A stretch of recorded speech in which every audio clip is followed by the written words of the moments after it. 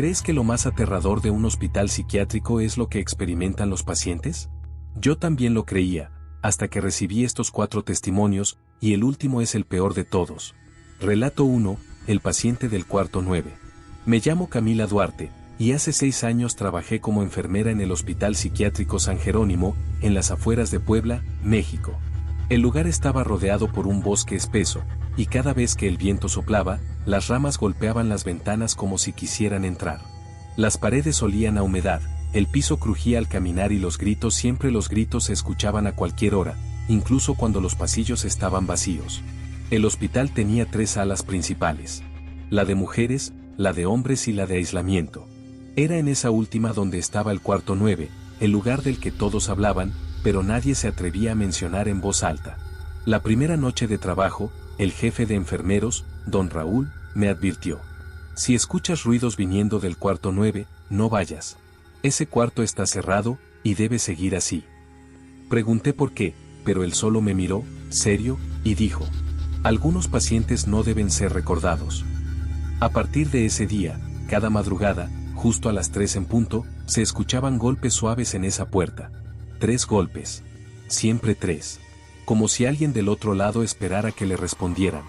Al principio pensé que era el viento, o algún paciente confundido.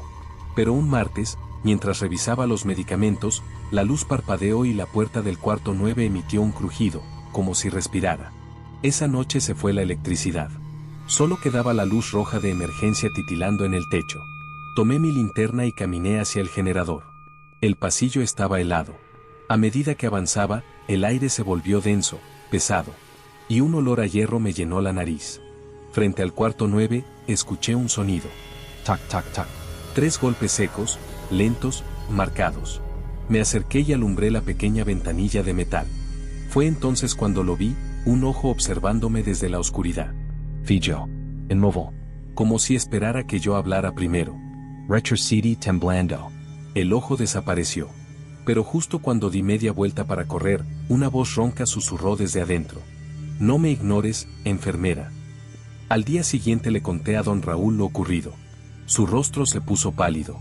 Dijo solo una frase: no abras esa puerta, aunque escuches tu propio nombre. No me explicó más, así que decidí buscar en los archivos antiguos del hospital. Entre cajas de polvo encontré un expediente amarillento. Paciente 47, cuarto 9, diagnóstico: esquizofrenia paranoide. Fecha de internación: 1978. Fecha de muerte: desconocida. En los comentarios, alguien había escrito con tinta roja: el paciente desapareció durante un procedimiento de aislamiento. Se oyen golpes en la habitación desde entonces. Una noche, mientras revisaba los suministros, encontré una caja metálica escondida en el armario del área de terapia. Dentro había cintas de casete etiquetadas con números. La última decía 47. La escuché en mi reproductor portátil. Primero, silencio. Luego, una respiración acelerada, jadeante. Y una voz que decía: no estoy muerto. Ellos me encerraron entre las paredes. Después, golpes metálicos, gritos, y finalmente un susurro apenas audible. A las 3, abre la puerta. Apagué el reproductor y lo tiré al suelo. En ese momento, las luces del hospital se encendieron y apagaron 3 veces seguidas. A las 3 de la mañana exactas. Los días siguientes fueron una pesadilla. Los pacientes comenzaron a despertarse gritando el mismo nombre: Emilio. Yo nunca lo había mencionado, pero en el expediente, ese era el nombre del paciente 47. Una mujer internada por alucinaciones visuales se aferró a mi brazo una noche y me dijo: él camina otra vez, enfermera. No tiene rostro, pero tiene hambre. Y luego se desmayó. El ambiente del hospital cambió. Los relojes se detenían siempre a las 3. Las cámaras de seguridad mostraban sombras en los pasillos donde no había nadie. Y en una de las grabaciones nocturnas, el sistema detectó movimiento dentro del cuarto 9. El 12 de noviembre, un enfermero llamado Mateo desapareció. Su turno era el nocturno, y su última ubicación registrada fue justo frente al cuarto 9. Cuando lo buscamos, la puerta estaba entreabierta. Adentro, solo había una mancha oscura en el piso, y una huella. Una huella de pie descalzo, saliendo del cuarto. El hospital fue clausurado 2 meses después, pero nunca revelaron los verdaderos motivos. Solo dijeron que el edificio no cumplía las normas sanitarias. Metro. Todos los que trabajamos allí sabíamos la verdad. Alguien o algo seguía viviendo entre esas paredes. A veces sueño con el cuarto 9. Sueño que camino por el pasillo y escucho los 3 golpes. Tac, tac, tac. Y cuando miro por la ventanilla, veo mi propio reflejo, pero no soy yo quien parpadea. Desde que dejé el hospital, nunca más he podido dormir a las 3. Porque cada noche, justo a esa hora, escucho en mi casa los mismos 3 golpes. Siempre 3. Nunca más. Nunca menos. Tac, tac, tac. Si llegaste hasta aquí, recuerda. No todos los pacientes que mueren en un hospital se van realmente. Algunos se quedan, esperando que alguien los escuche otra vez. ¿Te atreverías a abrir la puerta del cuarto 9? Déjalo en los comentarios. Porque este es solo el primero de 4 relatos. En el siguiente, te contaré lo que ocurrió en el pabellón abandonado, donde las paredes sangran y los gritos nunca cesan. Hasta entonces, mantén las luces encendidas. Relato 2, el artista del silencio. Me llamo Lucía Herrera, y hace más de 20 años trabajé como enfermera en el Hospital Neuropsiquiátrico Santa Lucía, a las afueras de Buenos Aires. Era un edificio viejo, enorme, de muros húmedos y techos que goteaban incluso cuando no llovía. Los pasillos siempre olían a formol, y el eco de los gritos se mezclaba con el zumbido de las lámparas fluorescentes. Nadie duraba mucho tiempo en el turno de noche. Yo tampoco debí quedarme, pero necesitaba el trabajo. El hospital tenía varios pabellones, pero había uno que todos evitaban, el pabellón C, el de los pacientes peligrosos. Allí estaba él. El paciente del que todavía sueño, el que llamaban el artista. Su nombre era Tomás Esteban Luján. Tenía unos 40 años, alto, pálido, con una mirada tan fija que parecía atravesarte. Nunca gritaba, nunca se alteraba. Era el único que pedía quedarse solo. En su habitación no había más que una cama de hierro, una Biblia sin tapa y un trozo de carbón. Con ese carbón, pasaba horas dibujando figuras en las paredes. No eran dibujos comunes. Eran cuerpos. Cuerpos torcidos, sin ojos, con bocas abiertas como si gritaran eternamente. Cuando le pregunté por qué hacía eso, me respondió sin mirarme. Porque el silencio también necesita forma. Aquella frase me quedó grabada, como una herida invisible. Nunca olvidaré mi primera noche en el pabellón C. Eran las 2:30 cuando escuché un golpe metálico. Después otro. Y otro. Pensé que algún paciente se había escapado, así que tomé mi linterna y bajé. El pasillo estaba oscuro, helado, y el sonido venía del fondo. De su celda. La puerta estaba entreabierta. Alumbré dentro y lo vi de espaldas, de pie frente a la pared, murmurando algo. Parecía rezar. Me acerqué despacio y el olor a hierro me golpeó la nariz. «Thomas, ¿está bien?» Le pregunté. Él giró lentamente y me mostró las manos, estaban cubiertas de sangre. «No se asuste, Lucía», me dijo con una sonrisa vacía, «el dolor es solo pintura fresca». Días después, 3 pacientes desaparecieron sin dejar rastro. Los guardias juraban que nadie había salido, que todas las puertas estaban cerradas. Pero cada noche, el hospital se llenaba de susurros. Voces que repetían frases sin sentido. A veces, escuchaba a alguien tarareando en los pasillos, una melodía que nunca pude reconocer. Y siempre, el mismo olor metálico. Una madrugada, entré a la sala de terapia y me quedé helada. Las paredes estaban cubiertas de dibujos nuevos. Figuras humanas, sin ojos, sin boca. En la parte inferior, una firma hecha con trazo torcido, TL. Lo peor fue descubrir que la pintura no era tinta, era sangre. Sangre humana. Cuando lo confronté, él solo bajó la cabeza y dijo: «No toda obra necesita permiso». El director decidió trasladarlo al sótano, a una celda de aislamiento. No tenía ventanas, ni luz natural, solo una cámara y un micrófono. Me asignaron a su vigilancia nocturna. Cada madrugada, a las 3 en punto, Tomás comenzaba a hablar. Primero en susurros. Después más fuerte. No siempre era su voz. A veces sonaban 2 voces al mismo tiempo, una humana, y otra más grave, más lenta, imposible de describir. Una noche, mientras tomaba notas, la radio del pasillo se encendió sola. Emitía estática, pero entre el ruido escuché claramente una frase. «Lucía, ven a ver mi obra». Dejé caer el cuaderno. La señal provenía del canal de vigilancia del sótano. El 11 de agosto de 1998, todo se descontroló. A las 3:07 de la mañana el sistema eléctrico falló. Las cámaras se apagaron por 3 minutos exactos. Cuando volvieron, Tomás ya no estaba en su celda. Bajé corriendo con 2 guardias. En el pasillo encontramos al custodio tirado, con la palabra lienzo grabada en el pecho. Las paredes goteaban sangre. Un olor insoportable se extendía por todo el pabellón. Seguimos las marcas hasta la sala central, donde los cuerpos de los pacientes estaban dispuestos formando una espiral. En el centro, Tomás, de pie, con las manos abiertas, cubiertas de rojo. Nos miró con calma. Ya terminé mi obra. Y, sin dudar, se cortó la garganta con un trozo de vidrio. El hospital fue clausurado pocos meses después. Los informes oficiales hablaron de una falla eléctrica y motín de pacientes. Metro. Yo estuve allí. Vi lo que él hizo. Y lo peor es que cuando me marché, las paredes todavía respiraban. Años más tarde, un grupo de estudiantes entró al hospital abandonado para grabar un documental. Solo uno volvió. Lo entrevistaron en televisión y lo único que dijo fue: el arte nunca muere. Han pasado más de 20 años, y aún sueño con él. A veces, mientras duermo, escucho su voz en mi oído. El silencio también tiene color. Y cuando despierto, hay marcas negras en mis manos. Carbon Silo. Como si hubiera estado dibujando. Aunque yo no recuerde haberlo hecho. Si llegaste hasta aquí, recuerda, no todos los artistas exponen sus obras en museos.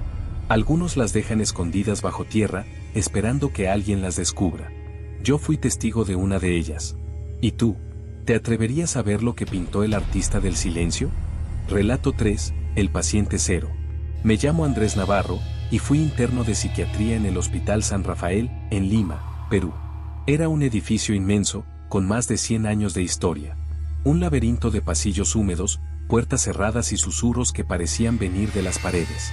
Los doctores decían que los pacientes de ahí no tenían cura, que ya no eran personas, sino ecos de algo roto. Un día ingresaron a un nuevo paciente. Sin nombre, sin historial, sin huellas dactilares registradas. En su ficha, solo una palabra escrita en tinta negra. Zero.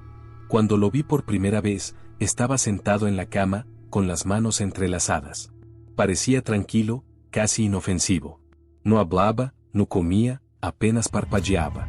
Pero tenía algo extraño, los otros pacientes no se le acercaban.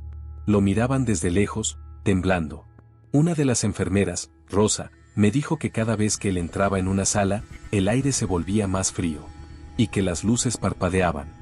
Decidí observarlo durante las noches, cuando el hospital se quedaba en silencio. Lo escuché murmurar algo en un idioma que no reconocí. Palabras cortas, repetidas una y otra vez. Al principio creí que rezaba. Hasta que una madrugada lo oí decir mi nombre. A los pocos días, los pacientes empezaron a comportarse de manera extraña. Uno de ellos, llamado Miguel, se arrancó las uñas diciendo que debía limpiar el ruido que Cero había puesto dentro. Otra mujer intentó morderse la lengua para no repetir lo que escuchaba por las noches. Nadie entendía qué estaba pasando. Revisé las grabaciones de seguridad del pabellón, y algo me heló la sangre. A las 3:12 de la madrugada, todos los pacientes se levantaban al mismo tiempo y miraban hacia la celda de Cero. No hablaban. Solo miraban. Durante exactamente 33 segundos. Luego, volvían a acostarse como si nada hubiera ocurrido. Le conté al doctor Valverde, mi supervisor. Se rió y dijo que era una sugestión colectiva. Pero esa noche, él fue el primero en desaparecer. La mañana siguiente, encontramos al doctor Valverde en el pasillo 3, de pie, con los ojos en blanco y una sonrisa congelada. No respondía a estímulos. Solo repetía una frase una y otra vez. Él está dentro. Todos estamos dentro. Intentamos llevarlo a cuidados intensivos, pero en cuanto lo tocamos, comenzó a convulsionar. Y antes de morir, giró la cabeza hacia mí y susurró: «Cierra la puerta, Andrés. Cierra la puerta». Esa misma noche, el sistema eléctrico falló. Las cámaras mostraron interferencias, y por unos segundos, vi algo imposible. Cero, de pie en su celda, mirando directo a la cámara. Pero detrás de él, había decenas de sombras. Sombras que no coincidían con ningún cuerpo humano. En cuestión de días, el hospital entero se convirtió en un caos. Los pacientes hablaban con voces que no eran suyas. Algunos repetían mis propias frases, como si las sacaran de mis pensamientos. Yo dejé de dormir. Escuchaba a Zero dentro de mi cabeza, susurrando cosas que no quería oír. Tú también vas a despertar, Andrés. Todos despertarán. Intenté escapar, pero cada puerta que abría me llevaba al mismo pasillo. Era como si el hospital hubiera cambiado de forma, como si me encerrara. Cada reloj marcaba la misma hora, 3:33 de la mañana. Encontré a Rosa escondida bajo una mesa. Tenía la piel pálida, los ojos dilatados. Me agarró del brazo y dijo: no lo mires. Si lo miras, entras. Y entonces se clavó un lápiz en el cuello. No sé cómo, pero llegué hasta la celda de Zero. La puerta estaba abierta. Adentro, un silencio absoluto. Ni el viento, ni los tubos, ni siquiera mi respiración sonaban. Solo él, sentado en la cama, esperándome. ¿Qué eres? Le pregunté. Sanrio Levamenti. Soy la primera voz. La que ustedes olvidaron escuchar. Y luego levantó la cabeza. Sus ojos eran completamente negros. Y por un segundo, vi dentro de ellos. No había nada. Solo un eco infinito, un vacío que se extendía más allá de la razón. Intenté correr, pero mi cuerpo no respondía. Sentí algo entrando en mi mente. Una presión. Un zambido. Y su voz, repitiendo. Ahora tú eres el Zero. Desperté en una habitación blanca, atado a una cama. Me dijeron que llevaba 3 semanas inconsciente. Que el Hospital San Rafael había sido cerrado después del incidente. Nadie quiso explicar qué había pasado exactamente. Solo me dijeron que era el único sobreviviente. Pero hay algo que no saben. A veces, cuando estoy solo, escucho las luces parpadear. Y dentro de mi cabeza, escucho mi propia voz respondiéndome. Una voz que no es mía. Una voz que dice: todos estamos dentro. Relato 4, el Instituto del Silencio. Me llamo Elena Rojas, y fui investigadora asistente en el Instituto Neurológico del Silencio, un centro experimental ubicado en las afueras de Barcelona. Oficialmente, era un hospital psiquiátrico especializado en rehabilitación cognitiva avanzada. Pero entre el personal, todos sabíamos la verdad. No se trataba de curar, sino de reprogramar. El edificio era blanco, sin ventanas, con puertas que solo se abrían con códigos biométricos. Los pasillos estaban insonorizados, no se escuchaba ni un paso, ni un suspiro. Los pacientes no tenían nombres, solo números. Y entre ellos, había uno que los demás llamaban el eco. Yo era la encargada de registrar las sesiones del paciente 011. Un hombre de unos 30 años, piel pálida, cabeza rapada, ojos grises. Nunca hablaba. Solo miraba el vidrio de la sala de observación como si pudiera verme, aunque yo estuviera detrás de una pared blindada. Los doctores decían que había sido parte de un experimento militar en los años 90, un intento de crear soldados sin miedo ni identidad. Pero algo había salido mal. Desde entonces, el paciente 011 había permanecido inmóvil, en silencio total, sin mostrar señales vitales anómalas. Hasta que comenzó a hablar sin mover los labios. Al principio creí que era una interferencia en el sistema de audio. Hasta que una noche, en la grabación, escuché claramente mi propio nombre. Elena. Esa voz venía de dentro del cuarto. De él. Y sonaba exactamente como la mía. Cada día, conectaban al paciente a una máquina que registraba ondas cerebrales. Decían que podían mapear la conciencia. Pero una madrugada, el gráfico empezó a registrar picos que coincidían con los pensamientos de los médicos. Era como si 011 copiara lo que ellos pensaban antes de hablar. Algunos comenzaron a oír sus propios pensamientos con voz ajena. Otros decían que el silencio del instituto tenía peso, como si absorbiera la mente de quien permanecía demasiado tiempo allí. Uno de los investigadores, el doctor Serrano, se encerró 3 días en la cámara de observación. Cuando lo sacaron, estaba catatónico, murmurando: ahora todos somos él. A partir de entonces, los pacientes comenzaron a comportarse como un solo organismo. Si uno giraba la cabeza, los demás lo hacían al mismo tiempo. Si uno lloraba, todos lloraban. Era como si una sola conciencia los guiara. Una noche, mientras analizaba los datos, vi en el monitor de actividad cerebral que todas las ondas se sincronizaron con las de 011. Cientos de mentes, latiendo al mismo ritmo. Entré al laboratorio y lo vi de pie, libre de las correas, mirando hacia el techo. La luz parpadeaba, y en cada destello su rostro parecía multiplicarse. Escuché decenas de voces en mi cabeza, todas repitiendo lo mismo. El silencio es la forma más pura del control. Intenté salir, pero las puertas no se abrían. Los códigos no funcionaban. El sistema eléctrico se había bloqueado desde dentro. Y entonces, por los altavoces del instituto, una voz, la mía, empezó a hablar. Bienvenida, Elena. Has sido seleccionada para la integración. Corrí por los pasillos. No había nadie, solo ecos de pasos que no eran míos. Cuando llegué al cuarto de control, todos los monitores mostraban mi rostro. Miles de versiones de mí misma, observándome. Y detrás, en cada reflejo, él. El paciente 011. No recuerdo exactamente cómo terminó. Solo sé que desperté 3 días después en una clínica pública. Me dijeron que había sufrido un colapso nervioso, que el Instituto del Silencio había sido desmantelado tras una fuga química. Pero yo sé que no fue eso. Porque cada vez que cierro los ojos, escucho la misma voz dentro de mi cabeza. Una voz que suena exactamente como la mía. Y me dice, ya estás dentro, Elena. Siempre lo estuviste. Han pasado 20 años. No existen registros oficiales del instituto. Los nombres fueron borrados, los archivos destruidos. Pero a veces, en foros antiguos, aparece una grabación sin título. Dura 33 segundos. Solo se escucha una respiración, y luego una frase. El silencio no cura. Reascribe. Dicen que si la escuchas con auriculares, la voz cambia y adopta tu tono. Yo la escuché una vez. Solo una. Y desde entonces, cuando hablo, a veces no reconozco mi propia voz. Hay hospitales que encierran locos. Y hay instituciones que los crean. Si oyes tu nombre en un lugar vacío, no respondas. Tal vez no sea alguien afuera, sino la parte de ti que ya fue copiada. Déjame tu comentario si crees que la mente puede ser reescrita. Y suscríbete, porque este fue el último relato de la serie. Pero no el final de la historia. Porque hay rumores de un nuevo archivo. Uno que conecta todos los hospitales. Y cuando lo encuentre, te lo contaré. Hasta entonces, mantén tus pensamientos en silencio. Por si alguien más los está escuchando.